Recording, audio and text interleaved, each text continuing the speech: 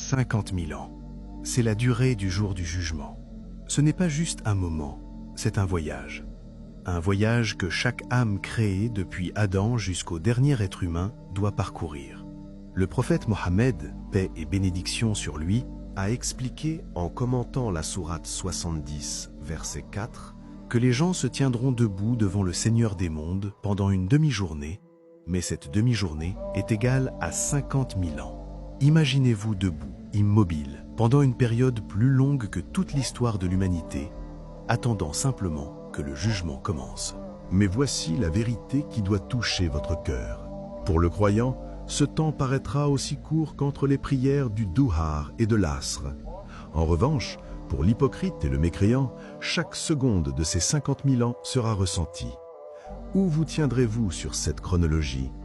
À la fin de cette vidéo, vous marcherez à travers les 7 étapes terrifiantes du jour le plus important de votre existence, du premier souffle de la trompette jusqu'à la traversée du pont plus fin qu'un cheveu. Ceci n'est pas de la spéculation, ceci est une chronologie visuelle de l'invisible. Commençons la chronologie. Étape 1. La trompette. Le prophète, paix soit sur lui, a décrit la trompette comme une corne de lumière. En ce moment même, l'ange Israfil la tient contre ses lèvres, le regard fixé vers le trône, attendant l'ordre divin. Quand le premier souffle retentira, le souffle de l'afoudroiement, le Coran nous dit dans la sourate Az-Zumar que tout ce qui se trouve dans les cieux et sur la terre tombera foudroyé, à l'exception de ceux qu'Allah voudra épargner. Puis, le silence. Un silence absolu. Pendant 40, les récits ne précisent pas s'il s'agit de jours, de mois ou d'années, l'univers sera vide. Vient ensuite le second souffle, la résurrection. Les âmes rejoindront leur corps, vous sortirez de votre tombe en secouant la poussière de votre visage. Mais la terre sous vos pieds ne sera plus la même. Comme Allah le dit dans la sourate Ibrahim, ce sera le jour où la terre sera remplacée par une autre, une plaine blanche, immense et parfaitement plane. Pas de repères, pas de montagnes et surtout aucune cachette. Étape 2. Le rassemblement. Vous regarderez autour de vous et verrez des milliards d'êtres humains. Le prophète, paix et salut sur lui, a dit « Les gens seront rassemblés pieds nus, nus et non circoncis ». En entendant cela, notre mère Aïcha, qu'Allah l'agrée, s'est inquiétée. « Ô messager d'Allah, les hommes et les femmes seront-ils ensemble? Ne vont-ils pas se regarder les uns les autres ?» Le prophète lui répondit « Ô Aïcha, la situation sera bien trop terrifiante pour qu'il s'en soucie. Arrêtez-vous un instant et réfléchissez.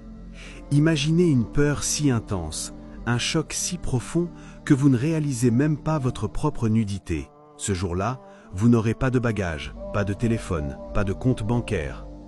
Vous vous tiendrez là, dépouillé de tout, avec pour seule richesse vos actions. Étape 3. Le soleil et la sueur. C'est peut-être l'étape la plus éprouvante physiquement, avant même que le jugement ne commence. Le prophète, paix et salut sur lui, a dit « Le soleil sera rapproché de l'humanité le jour de la résurrection, jusqu'à ce qu'il ne soit plus qu'à la distance d'1 000. » Aujourd'hui, le soleil se trouve à environ 150 millions de kilomètres, 93 millions de miles, et nous nous plaignons déjà de la chaleur.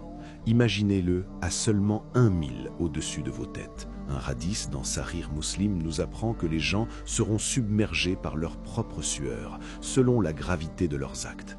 Pour certains, elle montera jusqu'aux chevilles. Pour d'autres, aux genoux. Pour d'autres encore, à la taille.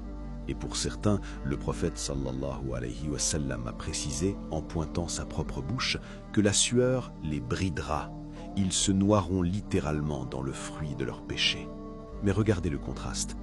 Au milieu de cette fournaise, un groupe de privilégiés se tient dans une ombre fraîche, l'ombre du trône d'Allah. 7 catégories de personnes y auront accès, dont le dirigeant juste et le jeune homme qui a grandi dans l'adoration d'Allah. Posez-vous la question avec une honnêteté totale. Si le soleil descendait aujourd'hui, seriez-vous en train de vous noyer ou seriez-vous à l'ombre? Avant de passer à l'étape 4, si ce rappel a touché votre cœur, ne l'ignorez pas. Partagez-le tant que vous le pouvez encore. Étape 4. La présentation des actions. L'attente est terminée. Le ciel s'anime. Les livres s'envolent. Chaque parchemin est le registre exact de votre vie. Chaque mot, chaque regard, chaque murmure y est consigné. Le Coran nous interpelle. Lis ton livre. Aujourd'hui, tu suffis à toi-même pour te demander des comptes. Sourate Al-Isra. C'est l'instant de vérité absolue. Certains recevront leur livre dans la main droite. Ce sont les victorieux. Leurs visages rayonneront et ils retourneront vers les leurs comblés de bonheur. Mais les autres, qu'Allah nous en préserve, ils recevront leur registre dans la main gauche ou par derrière leur dos. Les récits décrivent certains tentant de cacher leur main gauche derrière leur dos par pure honte, mais le livre les rattrapera. Ils s'écrieront alors « Hélas pour moi, j'aurais aimé que mon livre ne me soit jamais remis ». Étape 5, la balance, Al-Mizan. Ce n'est pas une simple métaphore. Les savants d'Ahl as-Sunnah s'accordent sur le fait qu'il s'agit d'une balance réelle et physique, d'une précision absolue, capable de peser jusqu'au poids d'un grain de moutarde. D'un côté, vos prières, vos jeûnes, vos aumônes. De l'autre, vos péchés, la médisance, les prières négligées. Tout est pesé. Mais voici un récit qui donne un espoir immense. Le célèbre hadith de la Bitaka, la carte. Le prophète sallallahu alayhi wa sallam nous a parlé d'un homme dont les registres de mauvaises actions s'étendent à perte de vue. Face à cette montagne de péchés, cet homme se croit condamné. C'est alors qu'une petite carte, une bitaka, est présentée. Dessus est inscrit le témoignage de foi. La ilaha illallah. Nul ne mérite d'être adoré sauf Allah. L'homme s'exclame « Ô Seigneur, que peut bien peser cette petite carte face à ces registres immenses ?» Allah lui répond « Aujourd'hui, tu ne seras point lésé. » On place alors les registres d'un côté et la carte de l'autre, et la carte l'emporte sur tout le reste. Ne sous-estimez jamais le poids de votre tawhid, l'unicité d'Allah. Étape 6. L'intercession, shafa'a. À ce stade, l'humanité est plongée dans une terreur indicible. Les gens errent, cherchant désespérément un protecteur. Ils se tournent vers les plus grands, Adam, Noé, Abraham, Moïse, puis Jésus, paix sur eux tous.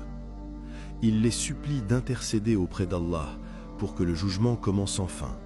Mais chaque prophète, malgré sa noblesse, répond « Nafsi, Nafsi, mon âme, mon âme ». Ils sont saisis par une telle crainte révérentielle qu'ils n'osent avancer, jusqu'à ce qu'ils arrivent devant le prophète Mohammed sallallahu alayhi wa sallam. Lui seul se lèvera et dira « Ana laha », je suis prêt pour cela. Il se prosternera alors sous le trône divin et louera Allah avec des formules de louange sublimes, jamais révélées auparavant. Alors Allah lui dira « Ô Mohammed, relève ta tête, demande et il te sera accordé. Intercède et ton intercession sera acceptée. C'est le maqam al-mahmoud, la station de louange. Il obtiendra que le jugement débute pour tous et il intercédera spécifiquement pour les membres de sa umma qui, malgré leurs péchés majeurs, sont morts avec la foi. Étape 7. Le pont, As-Sirat. C'est l'ultime épreuve avant le paradis, un pont jeté au-dessus des abîmes de l'enfer. Le prophète sallallahu alayhi wa sallam l'a décrit comme étant plus fin qu'un cheveu et plus tranchant qu'une épée. Le terrain y est glissant, parsemé de crochets semblables aux épines du sa'dan qui agrippent les gens selon la nature de leurs actes. Personne n'y échappera. Allah dit dans la sourate Maryam, « Il n'en est pas un seul d'entre vous qui ne passera pas par là. » Mais à quelle vitesse? Tout dépendra de votre lumière. Certains traverseront en un clin d'œil, d'autres comme l'éclair, comme le vent, ou comme des coursiers rapides. Certains courront, d'autres marcheront. Certains ramperont, griffés par les crochets et brûlés par les flammes, luttant pour chaque centimètre. Certains, hélas, tomberont. La lumière qui vous guidera sur ce pont est celle de votre prière et de votre lecture du Coran dans ce bas monde. Sans lumière ici-bas, il n'y aura que ténèbres là-bas. Mais pour ceux qui parviennent de l'autre côté, les attend la source, Al-Kawthar, une eau plus blanche que le lait, plus douce que le miel. Le prophète sallallahu alayhi wa sallam vous y attendra pour vous offrir à boire. Et si vous buvez de sa main, vous ne connaîtrez plus jamais la soif. C'est la porte d'entrée vers l'éternité, vers le paradis. Arrêtez-vous un instant et interrogez-vous. Ce voyage est inévitable. Vous ne pouvez ni l'annuler, ni le retarder. En revanche, vous pouvez encore choisir vos bagages. Voyagez léger en délaissant les péchés, mais chargez vos valises de bonnes actions. Voici mon défi pour vous. Revenez sur cette vidéo dans exactement 3 mois. Laissez un commentaire pour me dire, avez-vous ajouté du poids à votre balance de biens? Avez-vous mémorisé une nouvelle sourate? Avez-vous rectifié votre prière? Ne laissez pas ce récit être une simple vidéo de plus qui vous a effrayé un instant. Faites en sorte qu'elle soit le point de départ de votre changement. Dites-moi en commentaire, quelle étape vous effraie le plus? Je lis chacun de vos messages. Votre âme avait besoin de ces rappels aujourd'hui. Si cette vidéo vous a fait réfléchir sur votre manière de vivre, partagez-la avec ceux que vous aimez. Ce sera peut-être le rappel dont ils avaient désespérément besoin. Je vous retrouve dans la prochaine vidéo. D'ici là, portez-vous bien. Assalamu alaikum.